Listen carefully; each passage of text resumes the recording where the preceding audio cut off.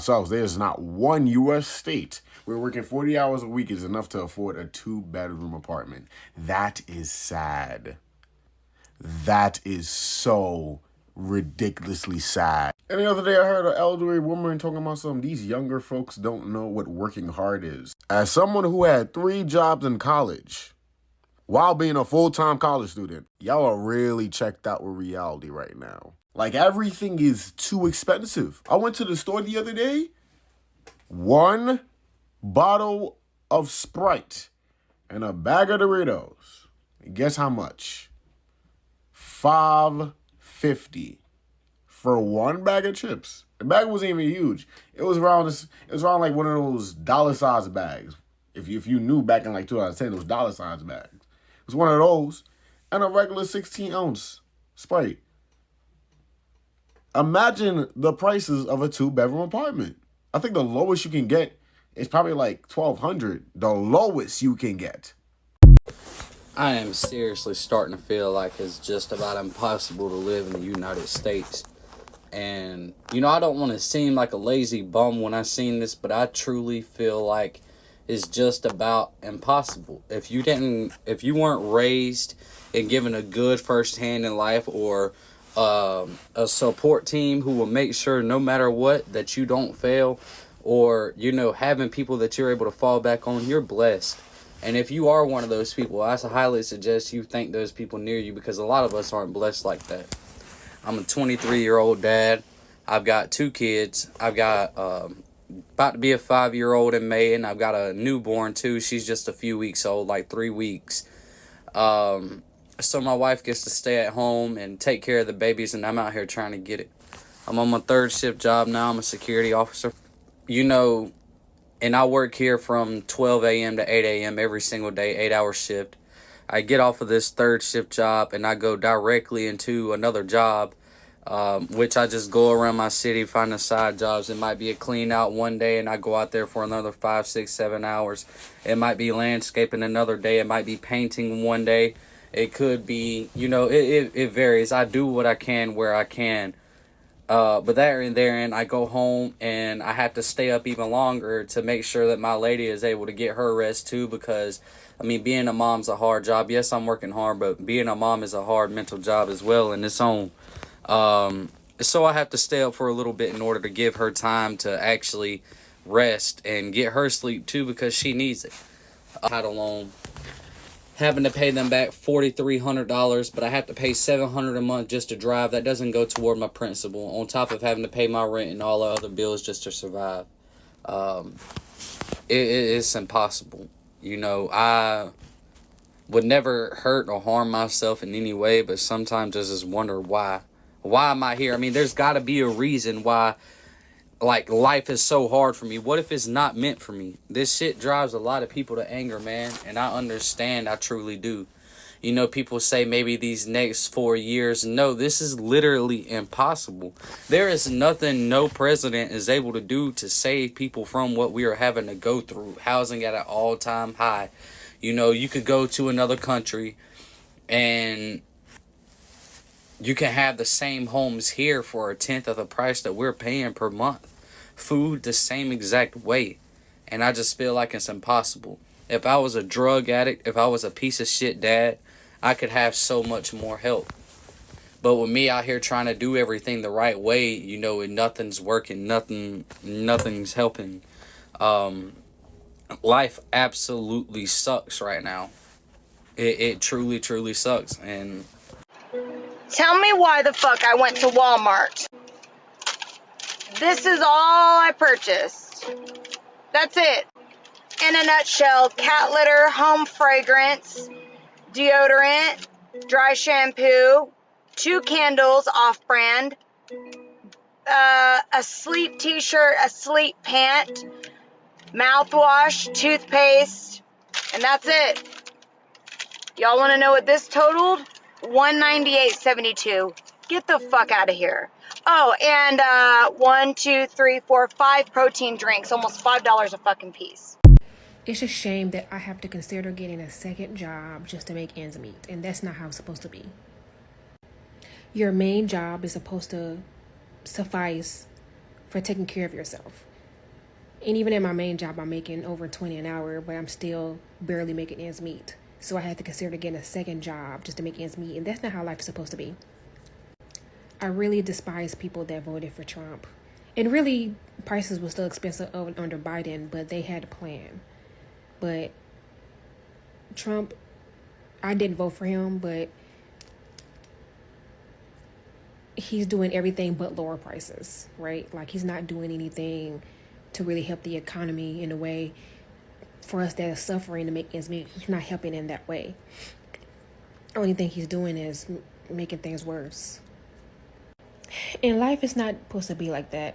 You're supposed to be able to make ends meet, but in this economy, it's almost impossible without a second job or a second income, and that sucks. So let me chime in on how people are making it right now in America with inflation at an all-time high. People that are making $35 an hour, $40 an hour are still broke. So you wonder, am I the only one feeling this? I know you guys are driving around in your city, seeing people still at the grocery stores, still in the fast food lines, still acting as everything is normal. But there's one thing that, if you haven't noticed, people are not using their money to survive right now. They're using credit cards. And if you look at America's credit card usage right now, it is at an all-time high. Most families are already maxed out. And I'm going to tell you one thing that's going to send everything into let's say a bad spot. They're not going to pay these credit cards back. They're spending knowing that they're not going to pay these credit cards back. And so now that these people's credit cards are maxed out and credit companies are no longer giving them money to survive and buy their food, because we don't have any help in our food. If you make money like I make money, you go to that grocery store, or your wife goes, because I haven't been in that grocery store in I don't know how long, but my wife goes to the grocery store. And if we don't spend $600 or $700 on a grocery trip, I'm surprised. But my situation is different. I have a lot of kids, but you wonder how people are making it out here, and they are not making it off their own money. Plus, let's put the other thing in perspective. You have the government saying that job numbers are through the roof. They have created so many jobs and people are taking these jobs. And that's not true. The fact of the matter is, people are taking on second jobs and third jobs just to put food on the table for their family. Mind you, in the richest country in the world, something's not right. If you are somebody out there surviving right now, taking care of your kids, and your money's going up, I salute you. But 99% of people right now, their pockets are suffering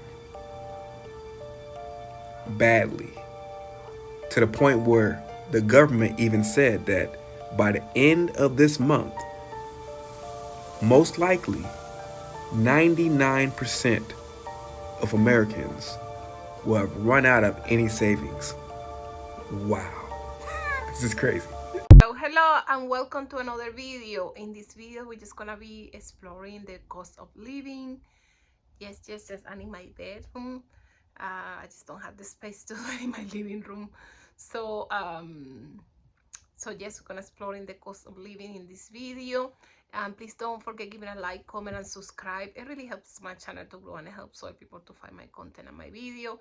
And stay towards the end, because I'm just gonna give you a real story that was happening to me with the cost of living here in the United States.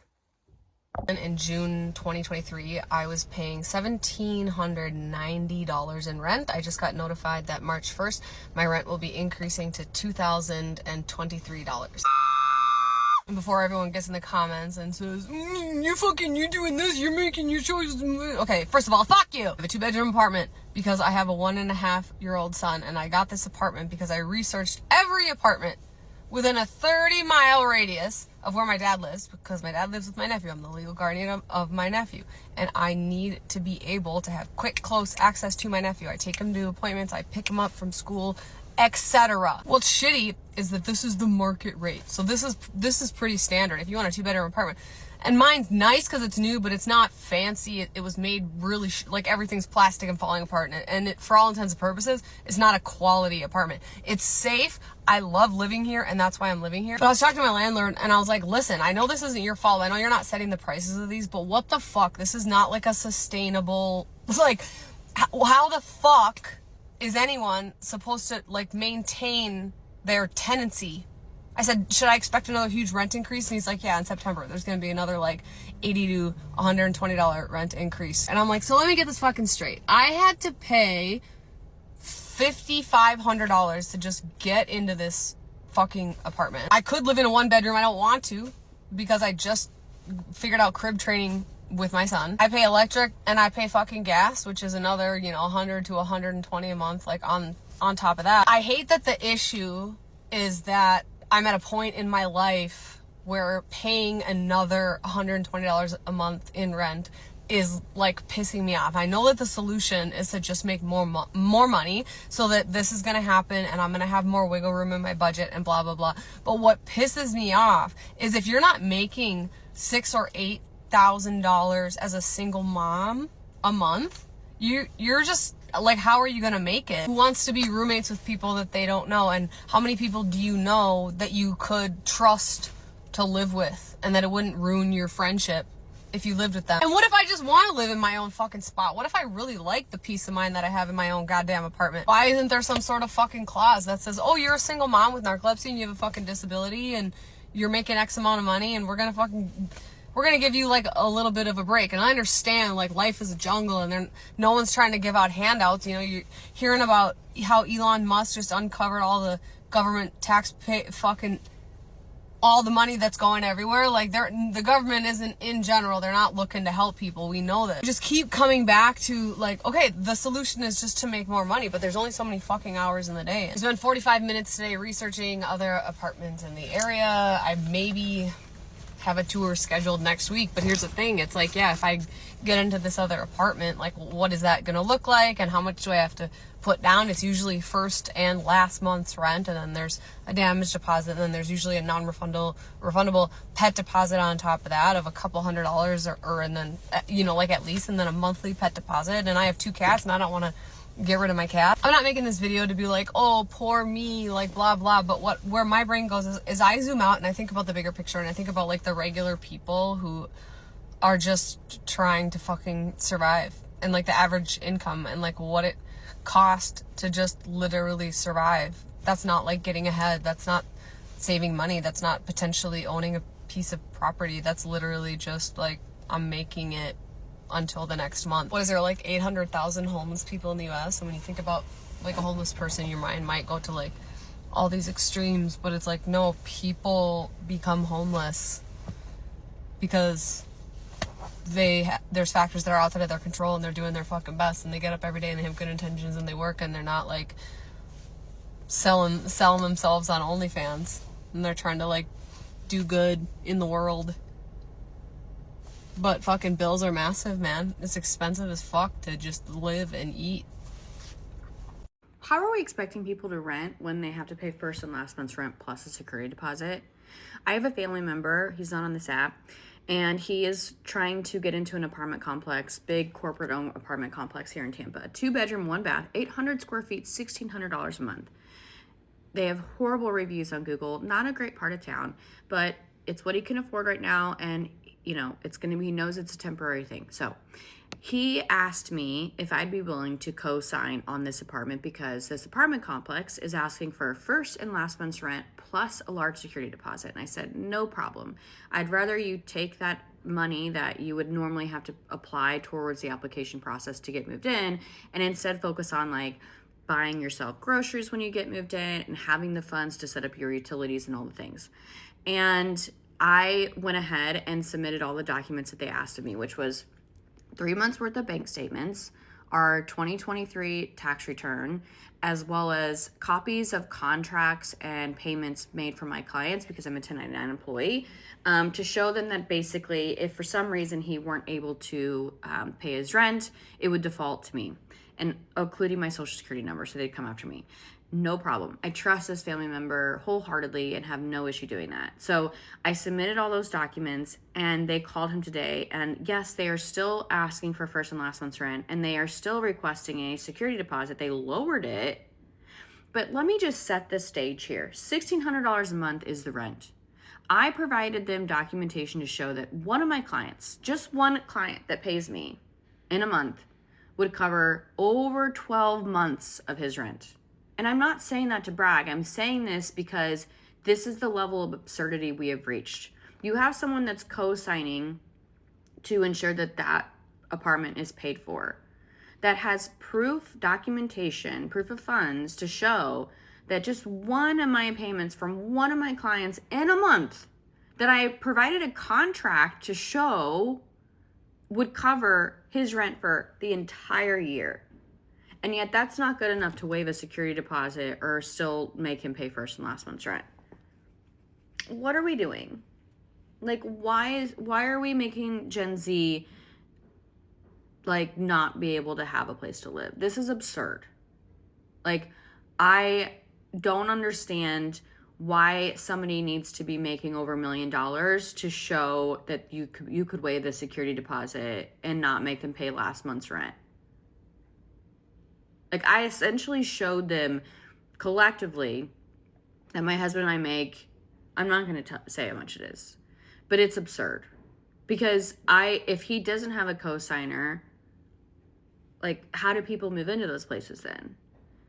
I don't get it. I don't understand what we're doing to this generation. Then I see a news report that mortgage rates are climbing back up again, 5-month high, 6.85%. I ain't buying in that market unless I can pay cash. So we rent.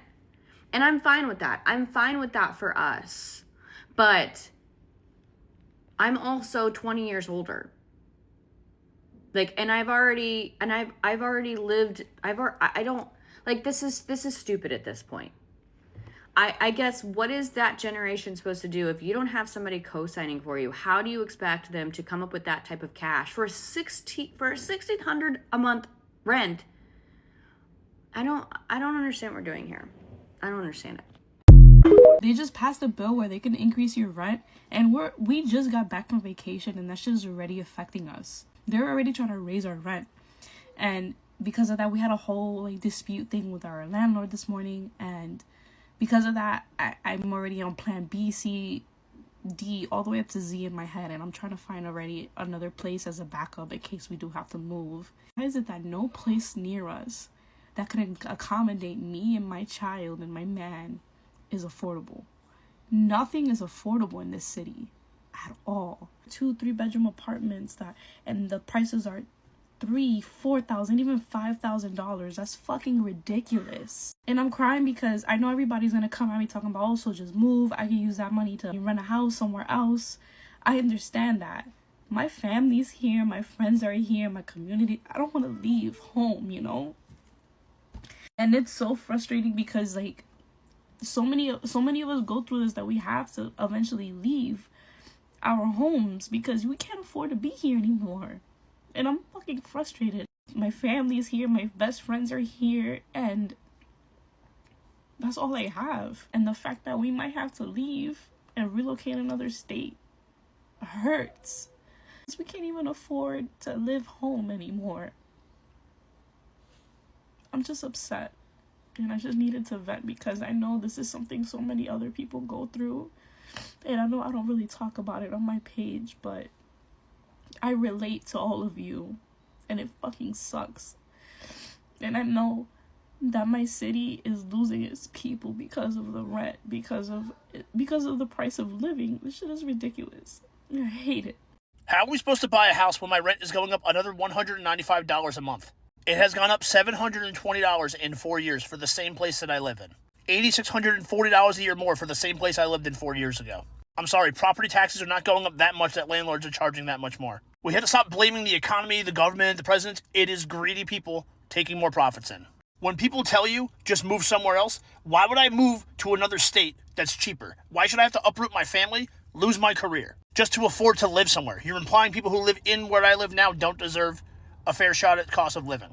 And places with cheaper rent pay lower salaries. That's how this whole thing works for the most part. And my girlfriend's a teacher. Like, if she moves to a state with a cheaper cost of living, she might not even have a pension or her benefits anymore. Instead of telling the middle class to keep, like, looking somewhere cheaper, why don't you all align together and get people out of control that are doing this to us? You are always closer to being homeless than you are to being rich. Like, everyone just assumes one day they're going to get rich. And that's why they don't stand up for people just like them in the struggle right now. If not for the raise I got 4 years ago, I would be totally screwed. I don't even want to hand out or help. I just want things to not be so crazy expensive every year.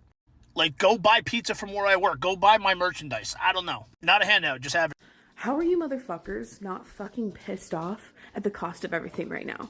Like, our car insurance went up by an extra $150 for literally no fucking reason. Just because everybody else's deductible, supposedly where we live, has gone up, so they tack on an extra $150 for ours. So our car insurance for 3 cars, full coverage, which we've never had an accident, nothing, was almost $400 when it used to be $250. So, and then rent, oh my fuck. I've been looking around to downsizing because I do not own this house, okay? I do not own this house. It's a 3-bedroom house out in the middle of nowhere. I love it. I've lived here for years, but it's $2,500 a month. I'm having a 3rd child, and I'm like, you know what? I don't think we want to pay this. There's no fucking way we could buy a house, and everybody knows that. So I've been looking at just downgrading, getting rid of a bunch of shit, just be like, you know what? I wouldn't mind paying less. And then in a couple years when the market gets better, just buy a house, right? Well, I was fucking wrong, because a house, literally with 2 bedrooms, 1 bath, basically shitty as fuck, shitty part of town, $1,500 a month? A month? Or basically the same amount of money that I'm already paying now for something with like less space, or it's in an apartment and you can't have no pets, you gotta have 600 credit score, last month's deposit, $400 administrative fee, non-refundable, and we're a family of 4, so we spend about a little over $1,000 a month on fucking food. And I don't buy bougie food. I make my meals. We don't go out to eat maybe once in a while because I'm pregnant and I'm like, oh my God, I want that so bad. But it's been weeks since we've had fast food. Like, what the fuck? Something has got to give. I know for a fact I'm not the only one. And this is fucking bullshit. Like, something needs to fucking change, dude. We can't keep living like this anymore. Fuck. If the price of shit don't go down, I'm about to start stealing again. I don't give a fuck. I said I was leaving that shit in 2022. But look, if y'all gonna keep making deodorant $15 fucking for a stick, I'm gonna just have to start sticking shit in my purse again. I don't care, because I can't go without deodorant, and y'all know y'all taxing for that shit. Like, come on now, something gotta give. Everything is just too fucking expensive for me. Every single thing. Like, it's to the point I be rationing out fucking deodorant. I'm only doing 2 swipes a day because I can't afford to do 3 or 4 swipes back and forth, because I'm gonna run out of deodorant too fucking fast. Toothpaste too. And the thing is, you can find cheap shit, but it ain't gonna hold you. I'm not about to buy no cheap ass deodorant and be musty as fuck all day. And I'm about to buy no cheap ass toilet tissue and that shit break while I'm wiping my ass. And I'm not about to buy no cheap ass toothpaste and my fucking breath be stinking after I done brush my teeth. Like, y'all gonna have to give. Like, and then it's like, if you do buy quality shit, it got poison in it, and the stuff that don't have the poison in it is too damn expensive for anybody to afford. Like, this shit is just beyond me. Like, I'm at the point, I'm either about to start stealing shit again, or I'm about to start making my own shit. Y'all, like, the economy gonna have to decide at this point. All right, it's time to face a little bit of reality, folks. If we look at the financial news right now, we can see what's going to happen financially over the next few months. Let's take a look. Let's read this headline together. U.S. bond yields surge as Trump win stokes inflation expectations. Why is this coming out? So this is mainstream, this is Bloomberg or something like that, mainstream financial news. This is financial people who are betting their own money, are demanding higher bond yields because there's going to be inflation. That's what happens. That's how we know the people who know what's going on know there's going to be inflation. But how can we also tell there's going to be inflation? Simple. Trump has promised inflation. He's going to do 2 things on day 1, right? He's going to put in the tariffs, and he's going to mass deportations. Well, if you put in tariffs are effectively a sales tax at the wholesale level. That's going to raise prices. That is 101% of economists agree tariffs raise prices. Just going to happen. Now, politically, you may say, well, yeah, that's going to also reshore manufacturing. It's going to create jobs. It's going to do this, going to do that. Okay, great. Those might be good things. But the cost is going to be higher prices. Mass deportations are also going to raise prices because where do a lot of those illegal, undocumented immigrants work? They work on farms, right? They're not sitting there collecting government, I'm sure you've heard of that joke about Schrodinger's immigrant, right? Who's somehow stealing your job but also collecting welfare and not working. These guys are working. They're not collecting government assistance. They can't. They don't have a social security number. They can't be on the government dole. They're working. Where are they working? A lot of it's in agriculture. So you get rid of them, the cost to harvest goes up. They have to either hire local people, or if they can't get them, they just harvest less. That's going to raise the price of food. This means anything that's made in China, refrigerators and dishwashers and all that kind of stuff, that price is going up. And all the stuff that goes in the refrigerator is going up because that comes from farms. So we're going to have inflation, and we know we're going to have inflation because the financial experts know we're going to have inflation. So we know it's going to happen. Why is this important? This is important because a lot of people have bought the political line of Trump's going to lower prices and make the economy better. Now, will the economy be better? That could be a political question. Maybe it will, maybe it will. With the tax policy good? I don't know. I have an opinion, but that's not important here.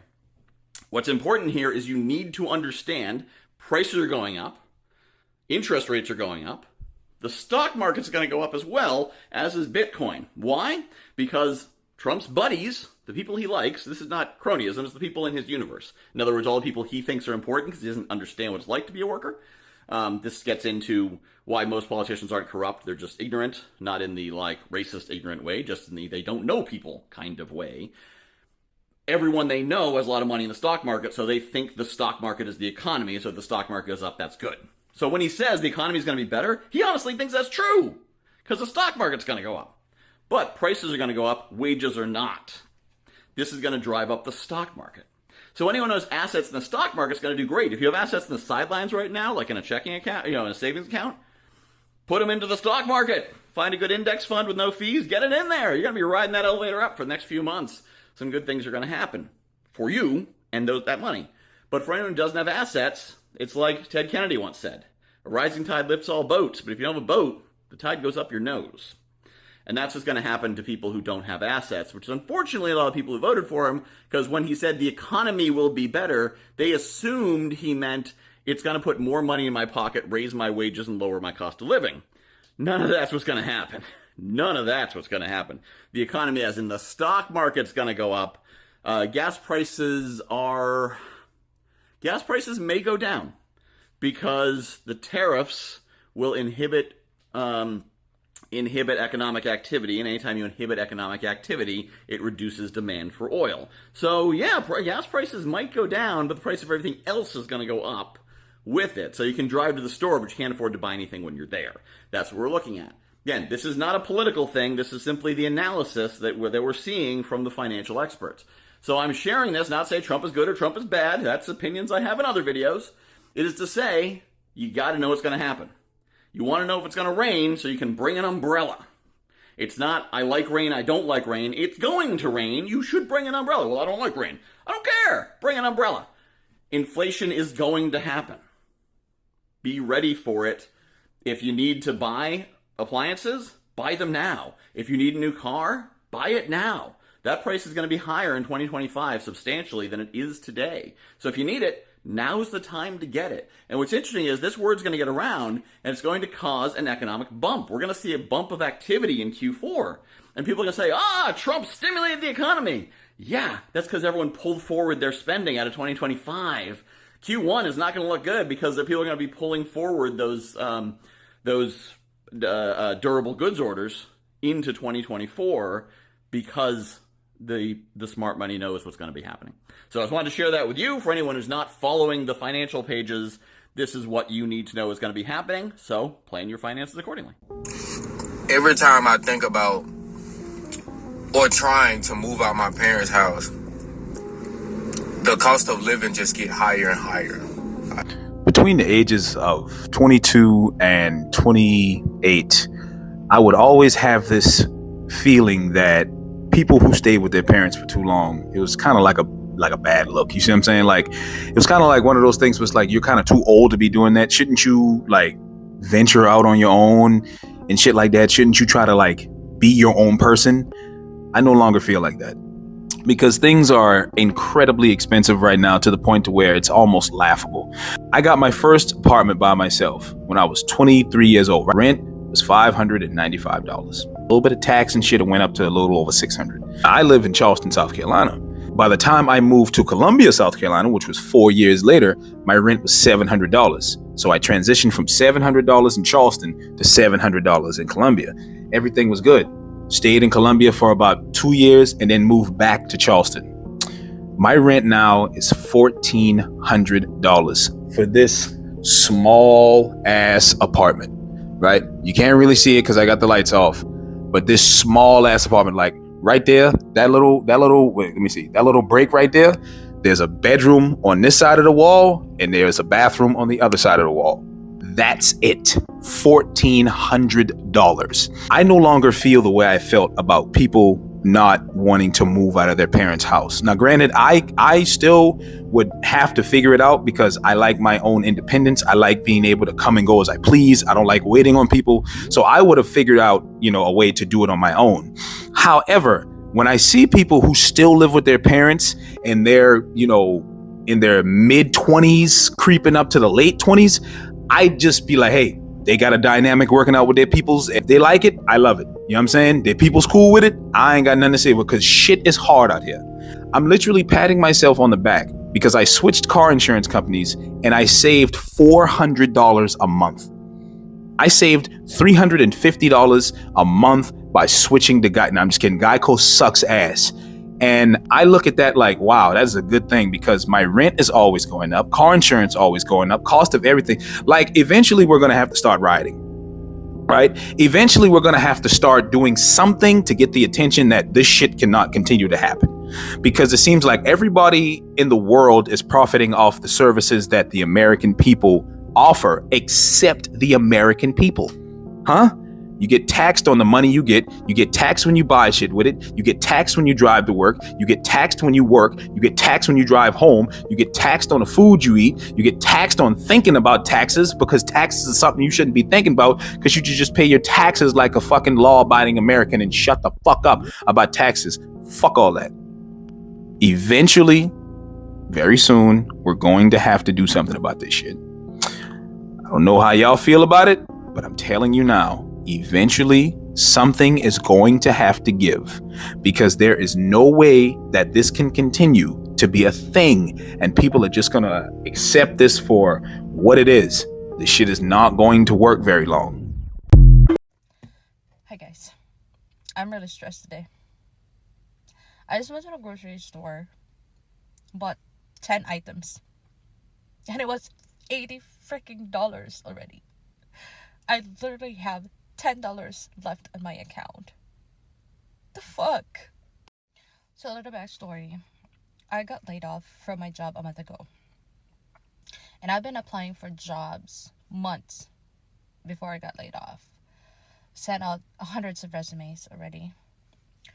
Applied to hundreds of jobs on the internet, remote and on-site. Tailored my resume to every position that I applied using ChatGPT. Went to only a few interviews and still nothing.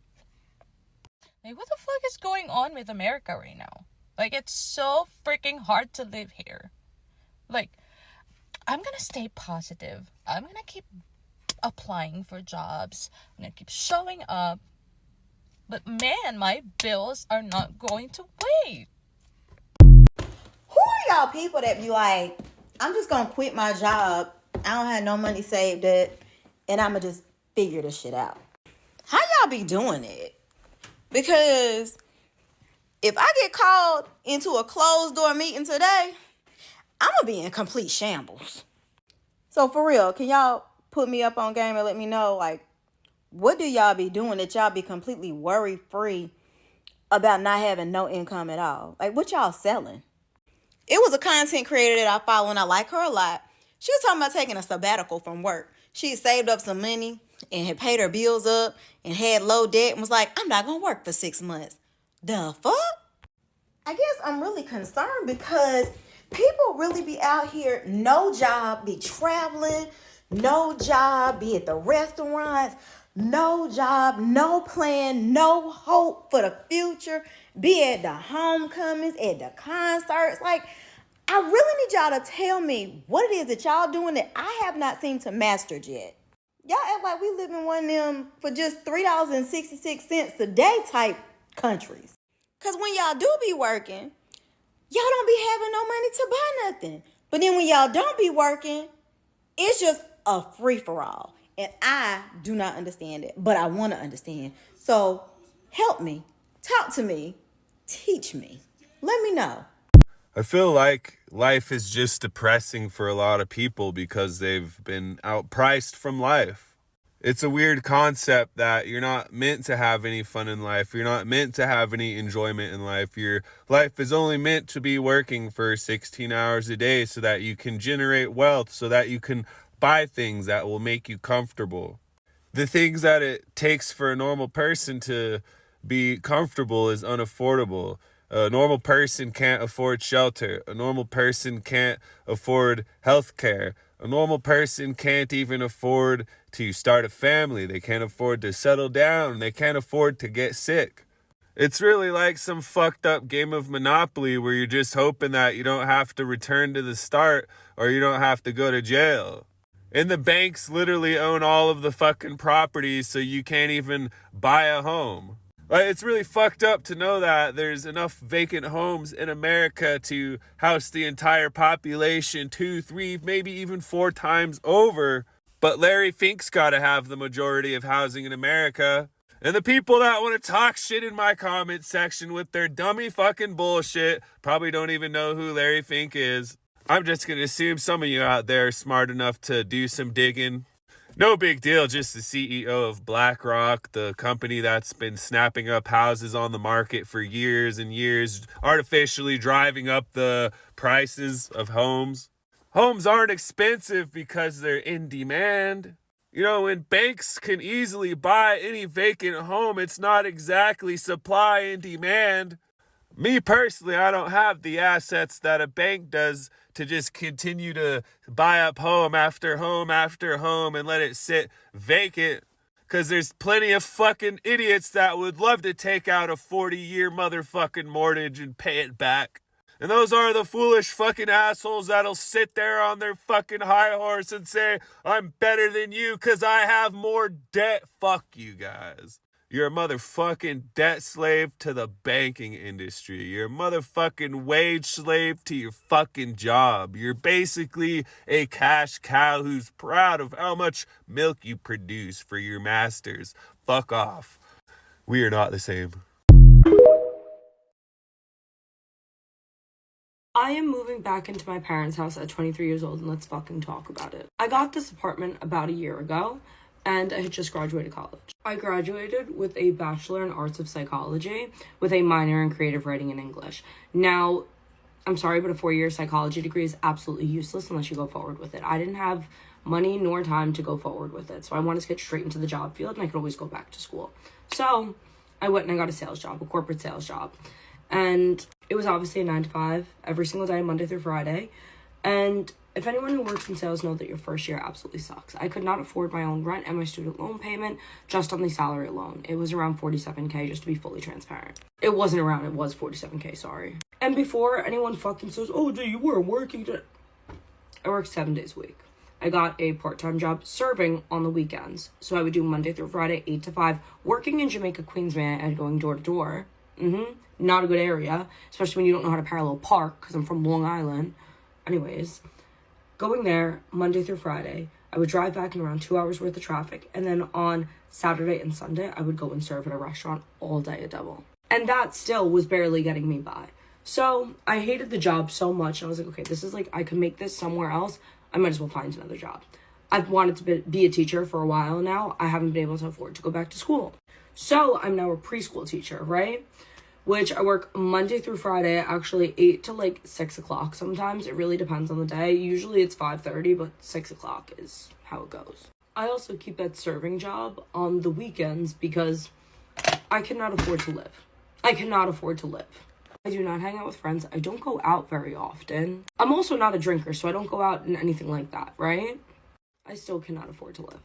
I am draining my savings, which I don't want to be doing in my 20s. I'm 23 years old. I want to be building my savings at anything. So I decided to move back with my parents for a year.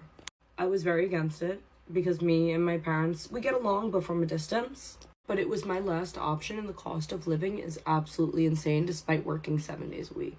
If I even tried to get another job, it would have to be an overnight shift somewhere. That's not manageable when I have to get up as early as I do. It makes me mad when people say, oh, like, Gen Z is so lazy. I promise you I'm the least thing from lazy. I have a crippling fear of not doing enough. I actually hate not having something to do. I can't just relax and watch TV. I don't even watch TV unless my boyfriend's here. I am always cleaning, I am always doing something, or I am working. I never just sit down and relax. I think it's an anxiety thing. But at 23 years old, having a full-time job with benefits and all, I should be able to afford my living situation. Yet I can't, and I'm not the only one who has this shit. Any entry-level job is not enough money to live on. And it sucks. It sucks. I'm going back to school to get my master's, and that is why I'm moving back with my parents, because I will not be able to work 7 days a week while taking a full thing of classes. Yay, so fun. Yes, I live in Las Vegas, Nevada, and here even when the rent prices are not increasing like in other states, because in other states that is even worse, I feel like the cost of food is so increasing, it's so expensive, and Nevada has one of the highest costs of insurance, and I just got a ticket a few months ago, so my insurance is extremely expensive, even when I just only have like simple cover. I just don't have full cover. I only have like simple coverage for my car. I still pay $380 for insurance.